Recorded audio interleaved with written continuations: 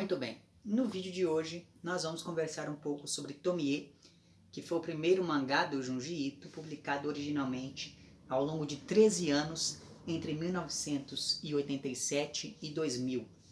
Aqui no Brasil esse mangá foi publicado recentemente pela editora Pipoca e Nanquim em 2 volumes. Esse daqui então é o volume 1 e este daqui é o volume 2. E logo neste seu primeiro mangá, o Junji Ito já mostrou a que veio, porque os contos reunidos aqui nesses 2 volumes já têm algumas características que depois apareceriam em outros textos deste mesmo autor, como por exemplo Uzumaki e Fragmentos do Horror, para os quais já existem vídeos aqui no canal. E essas características também apareceriam depois retrabalhadas em textos como por exemplo Gyo, para o qual ainda não há vídeo, mas eu vou fazer muito em breve, porque eu acabei de ler mais este mangá aqui do Junji Ito. Apesar disso, Tomie, apesar de ter essas características já, Tomie ele segue uma linha narrativa muito mais convencional, digamos, do que essas obras subsequentes, e nem poderia ser diferente, porque afinal de contas, como eu disse, esse daqui foi o primeiro mangá do autor. E por sinal, uma coisa bastante interessante de se ir acompanhando ao longo dessas páginas aqui de Tomie é a evolução do Junji Ito ao longo desses 13 anos, seja como roteirista, seja como desenhista destes seus quadrinhos. E essa evolução ela é bastante perceptível, apesar da quase independência dos capítulos ou dos contos, enfim, que tem como personagem principal a tal da Tomie. E pensando nessas outras narrativas do Junji Ito, uma coisa bastante... nessas outras obras, melhor dizendo, do Junji Ito,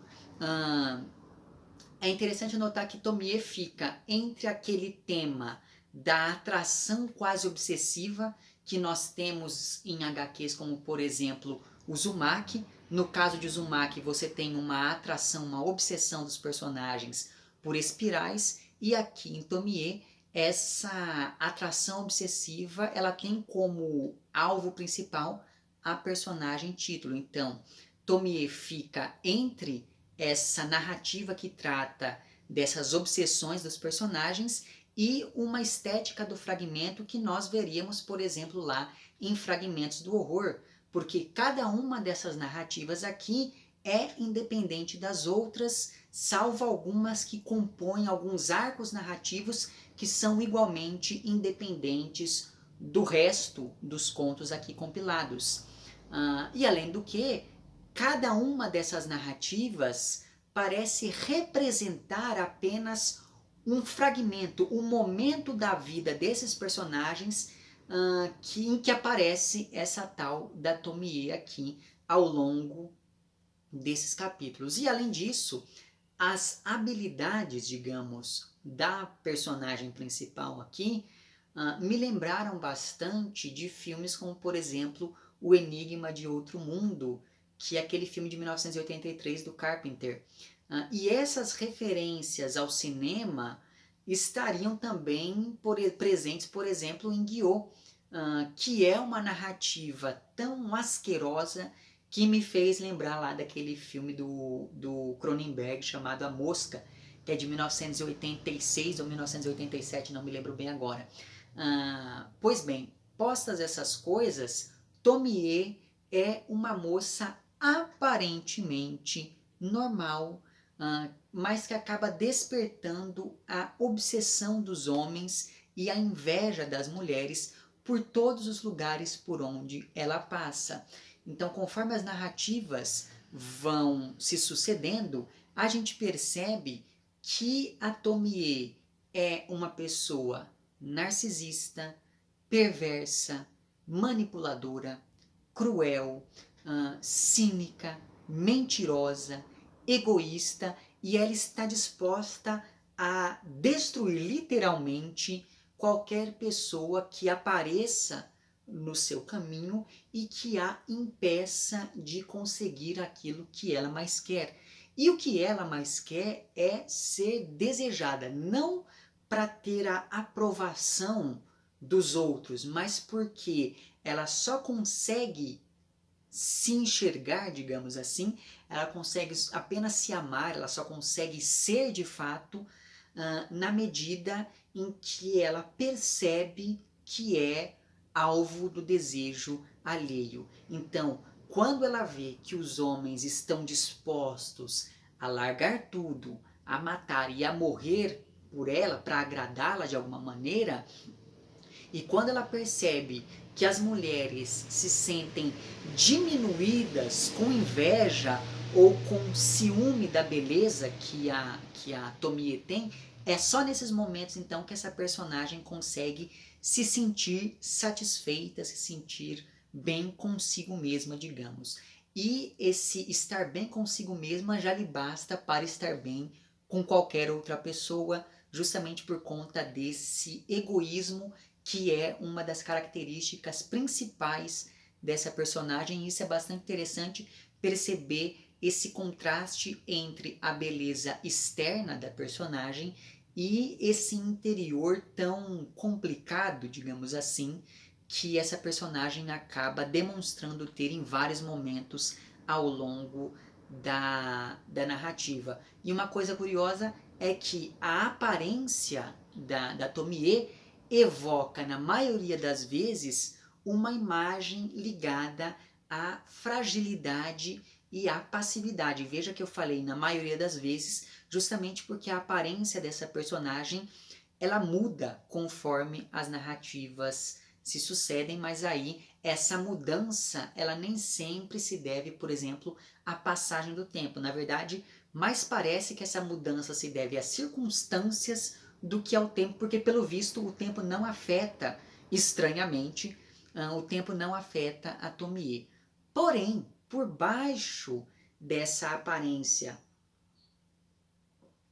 ora frágil e passiva, ora de uma femme fatale ou coisa parecida, por baixo dessa aparência, a Tomie é uma figura grotesca e monstruosa.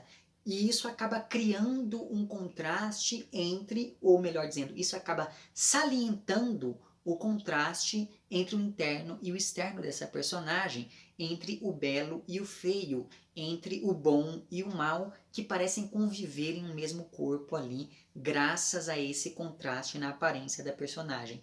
E talvez seja esse contraste que gere o fascínio quase hipnótico que a Tomie exerce sobre os homens que vão ali ficando cada vez mais obcecados por ela, sem que ela precise fazer muita coisa. Isso é uma coisa muito curiosa, porque os homens, basta que eles olhem para Tomie, que eles quase que automaticamente já começam a desenvolver esse comportamento obsessivo para com ela. Mas, ao mesmo tempo, é bastante perceptível que a Tomie não passa de um objeto de desejo desses homens, de modo que eles sequer gostam dela de fato. Então é como se ela não precisasse ter nenhum outro atributo para além dessa beleza física. E essa noção da beleza como único valor feminino foi bastante explorada pela Maristela, do canal Papo de Preta, e inclusive o Leonardo, que é um dos inscritos aqui do canal, ele me convenceu a comprar Tomie, principalmente depois de ter me enviado esse vídeo lá da Maristela. Então, se você não viu, vou deixar o link para ele lá embaixo, porque naquele vídeo ela chama atenção para várias questões que dizem respeito mesmo a essa aparência externa da personagem e como isso acaba sendo muito importante para que a gente pense naquilo que acontece hoje em dia. Então esse padrão de beleza que existe, que perdura até os nossos dias, de certa maneira já estava posto aqui neste mangá que o Junji Ito começou a publicar lá em 87. Mas enfim, existe algo intrigante sobre esse desejo que a Tomie desperta nos homens, porque invariavelmente esses homens vão desenvolver também uma vontade incontrolável de matar essa personagem. E alguns deles conseguem de fato fazer isso mesmo, principalmente por meio do esquartejamento. Mas a Tomie, ao longo dessas narrativas, ela também é esfaqueada, afogada, decapitada e etc. E como se não bastasse isso, ainda tem mais um detalhe em toda essa trama, porque não importa quantas vezes ela seja assassinada, a Tomie sempre volta à vida. Ela não morre nunca, já que o corpo dela se regenera. Então, por exemplo, quando cortam um dedo dela, esse dedo dá origem a uma outra Tomie. Quando uma gota de sangue dela cai em um tapete, essa gota de sangue acaba dando origem a uma outra Tomie. Quando um órgão dela é transplantado, esse órgão acaba se desenvolvendo e se transformando em uma outra mulher e por aí vai. Então veja, por mais que ela seja muito passiva em relação a todo esse tipo de violência, ao mesmo tempo essa personagem não é propriamente uma vítima de tudo aquilo que lhe acontece, já que parece que essa violência é fruto desse poder hipnótico que ela tem, que ela exerce sobre os homens. E não existe nenhuma explicação nem sobre isso e nem sobre a origem da própria Tomie. E isso é uma coisa bastante interessante e é outra característica recorrente nos mangás do Junji Ito. Então, não existe uma explicação para tudo aquilo que acontece. Lá em Uzumaki, não existe uma explicação para o fato de que as pessoas começam a enlouquecer por conta das espirais. Quer dizer, existe uma explicação, mas é uma explicação completamente estapafúrdia, digamos, e que só vai aparecer em um determinado momento de uma maneira bastante alegórica. Então, essa explicação depende muito mais de como o leitor irá interpretar aquilo do que de um dado que é posto textualmente pelo autor. A mesma coisa vale aqui. Você pode estabelecer um sem fim de conjecturas sobre o porquê disso tudo estar acontecendo, sobre a origem da Tomie, mas isso não fica exposto, isso não é dado pelo autor em momento algum, e isso torna a narrativa ainda mais interessante, porque isso nos instiga a continuar lendo. Além disso, isso levanta toda uma discussão pensando nesses estranhos poderes da Tomie e naquilo que acontece com ela devido a esses poderes, ou seja, essa violência constante que ela sofre. Isso levanta toda uma discussão sobre a banalização da violência contra a mulher, principalmente se a gente considera aquela lógica do se ela não é minha, ela não vai ser de mais ninguém, que é uma coisa que a gente vê muito em jornais, por exemplo, e que está presente aqui, já que esses homens, alguns deles pelo menos, matam a Tomie porque ela não corresponde ao desejo que eles sentem por ela, então eles acabam ali, enfim, matando porque se sentem traídos, porque se sentem trocados, ou porque têm medo de ser, enfim, traídos e trocados por essa mulher tão fascinante. Mas, ao mesmo tempo, essa aproximação entre os impulsos eróticos e os impulsos tanáticos, ou seja, os impulsos de morte que movem esses personagens, e aliás, essa aproximação entre o desejo e a morte está muito presente em um dos contos lá de Fragmentos do Horror. Mas enfim, caso você não tenha visto aquele vídeo, eu sugiro que você veja, o link para ele vai estar lá embaixo. Mas enfim, essa confluência de sentimentos tão discordantes parece ter um fundo quase sobrenatural, até porque a Tomie sempre se regenera, ela sempre se multiplica e volta dos mortos depois de cada uma dessas suas mortes. É quase como se a existência da Tomie fosse inevitável, como se ela fosse ali eterna, já que não existe uma origem dessa personagem e pelo visto também não vai existir ali um final definitivo para ela. Inclusive é bastante curioso perceber que o primeiro desses contos aqui compilados, ele não é propriamente o início de tudo. Na verdade, todas essas narrativas podem muito bem estar acontecendo mais ou menos simultaneamente em diferentes núcleos e em diferentes espaços, já que não existe uma ideia de progressão argumentativa ligando todos esses contos, ou seja, salvo algumas exceções. Então, na maioria das vezes, você não tem uma ligação muito direta entre os contos de modo a dizer esse aconteceu antes daquele. Não, mas parece que todos eles estão acontecendo ali ao mesmo tempo, mas em diferentes lugares, considerando que, para além de voltar dos mortos, para além de se regenerar, a Tomie também se multiplica conforme ela vai sendo esquartejada, já que cada um de seus pedaços dá origem a uma nova personagem. Ou seja, nós estamos falando aqui de um mal inevitável, perene e que se multiplica por meio da crueldade e da violência. E essa crueldade, essa violência, assumem aqui ao longo deste mangá pelo menos 3 aspectos. Nós podemos pensar nessa crueldade ao refletir sobre o sadismo da Tomie, porque ela é bastante sádica no trato com esses homens que a desejam.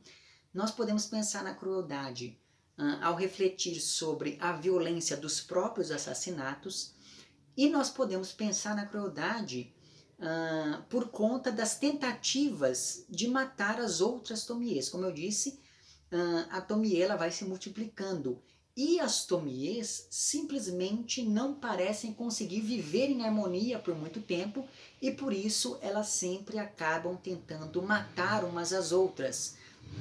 E além disso, essa crueldade é dirigida também contra o próprio leitor, porque afinal de contas as imagens aqui deste mangá, pelo menos algumas delas, são bastante gráficas, e isso de certo modo gera algum tipo de impacto.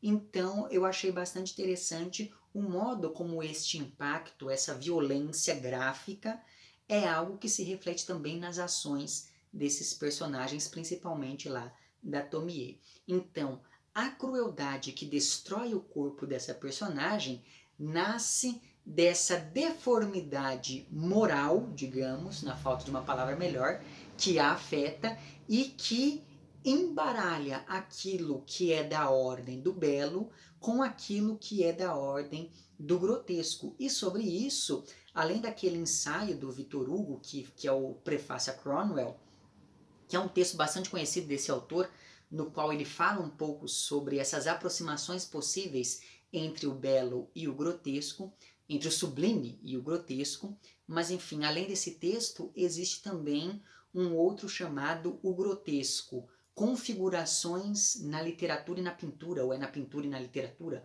uma coisa assim, que é de um outro estudioso chamado Wolfgang Kaiser.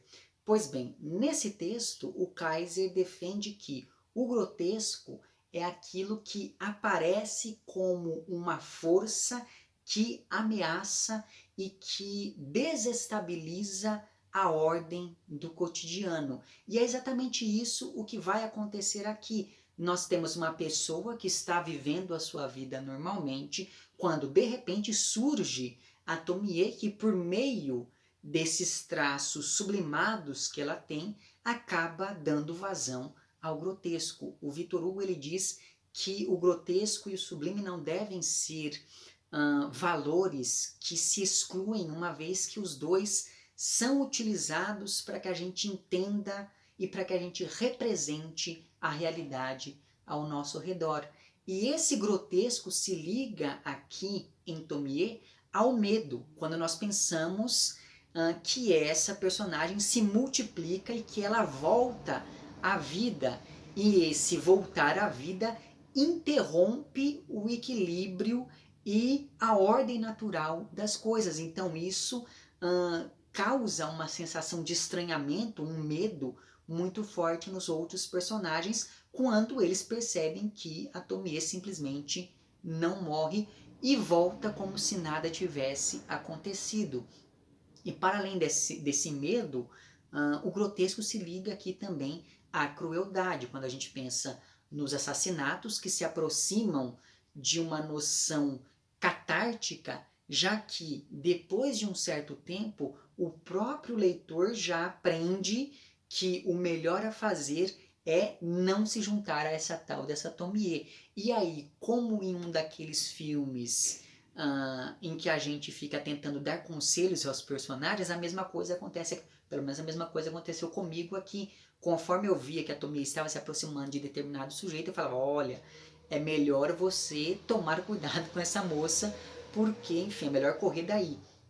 Então veja, quando um homem vai e mata a Tomie, ele está, de certa maneira, vingando todos aqueles outros que entraram em contato com ela antes, mas aí, ao mesmo tempo, ele acaba sofrendo também as consequências por conta desses seus atos. Então veja, o grotesco aqui, ele acaba, digamos, pervertendo toda e qualquer ação, tanto da protagonista quanto desses outros personagens com os quais ela vai entrando em contato ao longo da narrativa.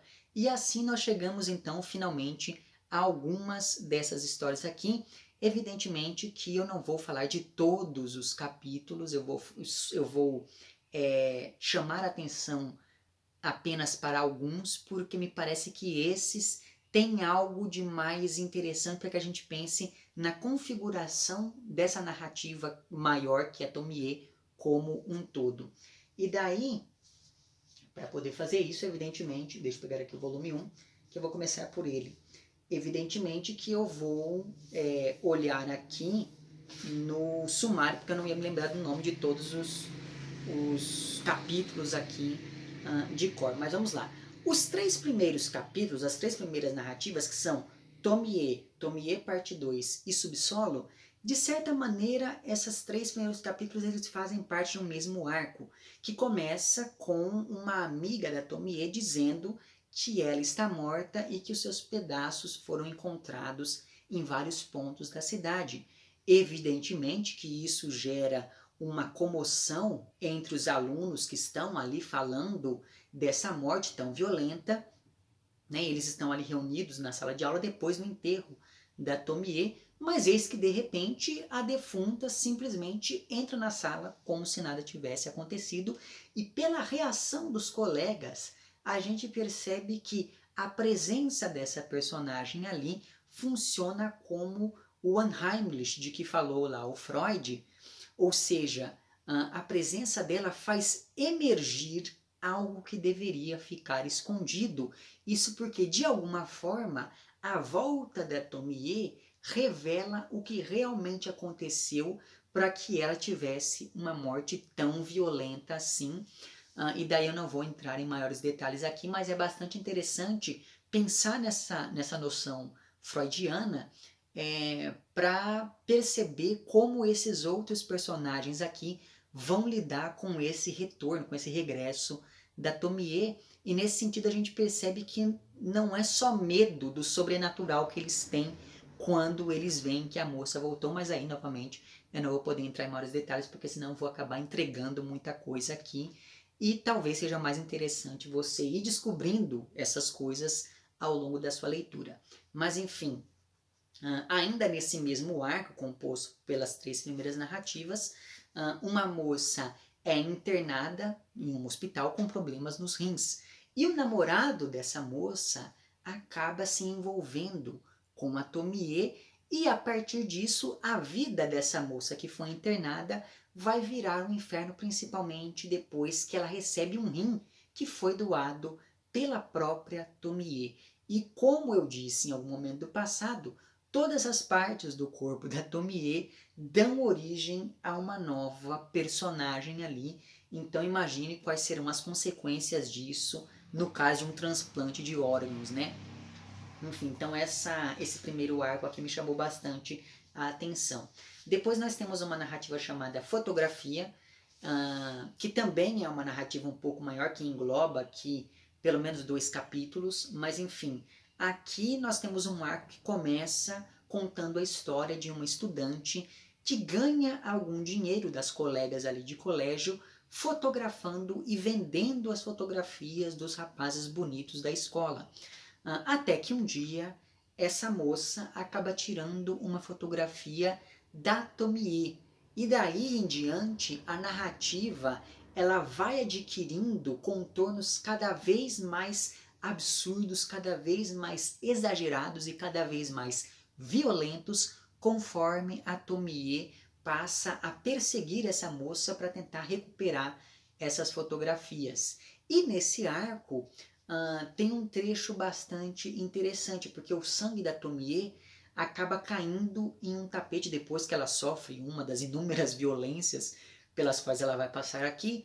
Mas enfim, depois de uma sessão dessa, o sangue dela acaba pingando em um tapete e isso dá origem a outras Tomies. Só que em vários momentos a gente fica na dúvida sobre a sanidade de um determinado personagem que está entrando em contato com essa mancha no tapete ali. Então é bastante interessante observar como o Junji Ito, aqui neste arco em específico, conseguiu criar uma narrativa de caráter muito mais psicológico, digamos assim, do que propriamente de terror.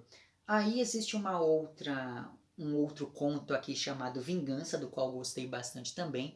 Aqui nós temos a história de alguns amigos que vão procurar o irmão de um deles em uma montanha, né? Esse irmão se perdeu ali durante uma nevasca e esses dois amigos vão procurá-lo. E no meio da nevasca, eles acabam encontrando uma moça que se prendeu no gelo e resolvem ajudá-la. E é claro que isso não vai acabar bem, porque afinal de contas, essa moça é a tal da Tomie. Então veja, esse daqui é um exemplo de conto em que a Tomie ela vai aparecer só depois de um certo tempo. Então você tem ali esses personagens tentando lidar com aquele ambiente de neve, aquele ambiente perigoso da montanha, e daí de repente um deles vê ao longe uma mulher caída no meio do gelo e fala, nossa, vamos ajudar aquela mulher, e daí essa mulher acaba se revelando ser a Tomie. E finalizando aqui este primeiro volume, nós temos um conto chamado Queda d'Água, que fala de um vendedor que joga pedaços da Tomie em uma cachoeira para tentar se livrar ali de uma confusão, e depois disso vários homens começam a cometer suicídio se jogando dessa mesma cachoeira. E por fim nós temos o conto chamado Pintor, que fala de um artista que fica obcecado pela Tomie depois que ela critica alguns de seus quadros. A partir disso, esse artista, esse pintor, busca representar da maneira mais exata possível a beleza da Tomie, e existe aqui toda uma discussão sobre a arte, sobre a beleza, sobre a representação, de modo que talvez esse daqui tenha sido o meu conto preferido de toda esta leva, e me parece ter sido um bom modo de encerrar este primeiro volume. E daí, no volume 2, nós também temos algumas narrativas que são bastante interessantes, para dizer o mínimo. Por exemplo, nós temos aqui um conto que é o segundo deste segundo volume, chamado Cabelo. Nesse conto, uma menina acaba encontrando uma caixa escondida ali nas coisas do pai, e dentro dessa caixa estão os cabelos da Tomie. E daí o que acontece? Essa moça que encontra a caixa mostra esses cabelos para uma amiga, porque ela fica preocupada, nossa, será que meu pai está traindo a minha mãe, porque para ele ter escondido essa caixa de maneira tão bem guardada assim, tem alguma coisa errada aqui. E a amiga dessa moça que está preocupada com o pai sempre se sentiu muito feia, e daí ela olha para aqueles cabelos e fala, posso ficar com essa caixa para mim? E daí essa moça vai aos poucos se tornando a Tomie depois que implanta esses fios de cabelo na própria cabeça. E esse daqui foi um conto que me chamou bastante atenção, principalmente porque ele me lembrou muito de um dos capítulos de Uzumaki. Então, enfim, eu acabei fazendo a conexão entre esses dois textos aqui. Outro texto que eu achei bastante curioso, que está aqui nesse segundo volume, chama-se Certa Reunião. Nele nós temos uma espécie de seita que é formada pelos admiradores da Tomie. E cada um dos membros dessa seita fica encarregado de levar até ela mais um homem para que ele se junte a esse culto à beleza de Tomie.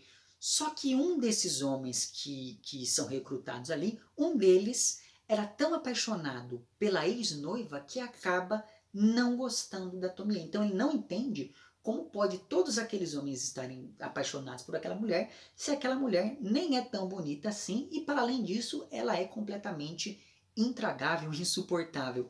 Então é bastante interessante observar a surpresa que a Tomie sente diante da reação desse sujeito ali. E aí, falando desses personagens que aparentemente são imunes à hipnose causada pela beleza da Tomie, existe um conto aqui chamado Mindinho, no qual a personagem se casa com um pai de família e acaba gerando a discórdia entre os filhos desse sujeito, porque todos eles desejam ter alguma coisa com ela, exceto por um deles que é coincidentemente o mais feio da família. E o interessante é que sempre que é rejeitada, a Tomie se torna obcecada pela pessoa que a rejeitou. Isso fica claro aqui neste conto chamado Mindinho e também no que eu mencionei antes, que é lá o Certa Reunião. E daí o que acontece? Como eu disse, para além dessa obsessão, os homens também desenvolvem um desejo incontrolável de matar a Tomie.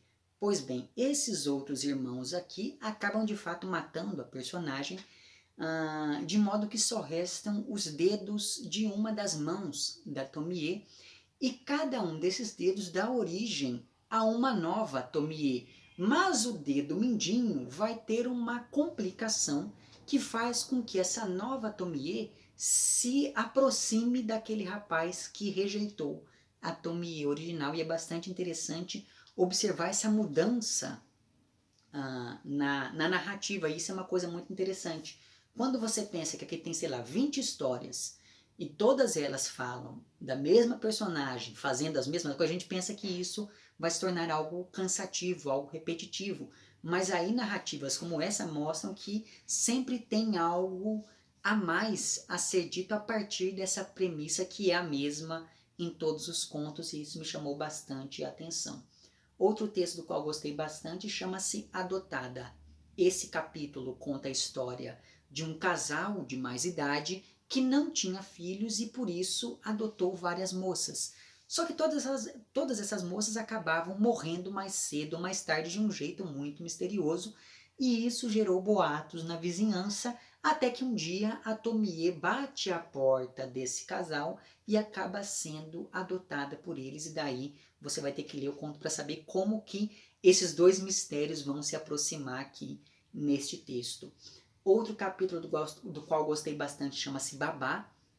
Aqui uma moça é contratada para cuidar de uma criança que é, na verdade, a própria Tomie, e nesse conto ela é obcecada pela cor vermelha e por isso ela obriga os seus pais a incendiar as casas da vizinhança por conta da cor do fogo. Então esse bebê fica ali na janela olhando as casas pegando fogo, e daí a cor vermelha acaba apaziguando os seus ânimos, digamos. Outro conto do qual gostei bastante chama-se Garotinho, e ele conta a história de como a Tomie seduziu um menino ali de seus 8 ou 9 anos e de como isso afetou a vida da família toda desse guri. E eu gostei bastante desse conto porque ele demonstra que nem mesmo as crianças estão imunes a esse encanto causado pela protagonista aqui dessas narrativas. E por fim, os 3 últimos contos aqui, os 3 últimos capítulos, enfim, também compõem um mesmo arco narrativo. Nele, um modelo tenta convencer a Tomie a se tornar modelo também, mas ela não pode fazer isso, porque sempre que ela tira uma fotografia, a sua verdadeira imagem monstruosa e grotesca acaba aparecendo no retrato também. Então a relação entre esses dois personagens vai se tornando cada vez mais tensa, porque os dois são muito apegados às próprias imagens. E no caso do modelo, as ações da Tomie vão gerar um verdadeiro trauma nesse sujeito. E a partir disso, ele vai buscar se vingar. E para concretizar essa sua vingança, ele cria novas Tomies e faz de tudo para que elas não se matem, porque, como eu disse, as Tomies não se suportam e tentam sempre matar umas às outras. Então esse sujeito sempre cuida ao longo de vários anos para que essas Tomies não se destruam ali mutuamente e assim ele, quem sabe, pode conseguir a sua vingança. E o último quadrinho aqui desse último capítulo, chamado Decrepitude, me pareceu um jeito muito inteligente de encerrar toda essa narrativa, porque veja, a Tomie ela não morre independente do que você faça com ela. Então essa última cena demonstra que mesmo quando você pensa que você conseguiu pegar essa personagem, ela vai e escapa por entre os dedos, digamos, e isso de certa maneira aponta para essa continuidade constante da personagem, né? Então o Junji Ito ele arranjou com isso um bom jeito de encerrar tudo isso, toda essa narrativa, porque veja, das duas uma, como a Tomie não morre, o Junji Ito ou ele deveria continuar escrevendo narrativas com essa personagem até o fim da vida, ou então ele deveria, de um jeito que não traísse as regras que ele próprio estabeleceu, por exemplo, a Tomie não morre nunca, ele deveria então criar algo que apontasse para a continuidade dessa personagem, mesmo que as narrativas sobre ela não continuem, e daí o último quadrinho aqui me parece que desempenhou muito bem este papel. Enfim, essas narrativas aqui me fizeram lembrar em vários momentos de textos como, por exemplo, O Retrato Oval, do Edgar Allan Poe, O Espelho, que é aquele conto do Machado de Assis, ou então O Retrato de Dorian Gray, que é um romance do Oscar Wilde. Porque em todos esses textos existe uma discussão bastante aprofundada sobre essa diferença entre o interno e o externo, essa importância da imagem. E me parece que essa discussão toda se adequa muito bem à proposta aqui de Tomie, mesmo porque essa daqui é uma narrativa gráfica também, né? Então isso, de certo modo, todo esse aspecto, toda essa discussão acaba se adequando muito bem àquilo que o Junji Ito propõe neste seu primeiro mangá. E em todas essas narrativas aqui fica claro que, independente da idade, da instrução, da classe social, da profissão ou de qualquer outra coisa que seja, os homens sempre acabam sendo seduzidos pela Tomie, justamente por conta da manipulação dessa imagem externa que essa personagem acaba causando. E exatamente por conta de todas essas discussões fica aqui a minha recomendação de mais essa leitura, certo? Eu vou deixar lá embaixo, para além dos links com os outros vídeos sobre outras obras do Junji Ito, vou deixar também o link para onde você pode comprar aqui este mangá, e daí comprando pelo link você ajuda e aquela coisa toda, certo? É isso então, vemo-nos nos próximos vídeos e um amplexo.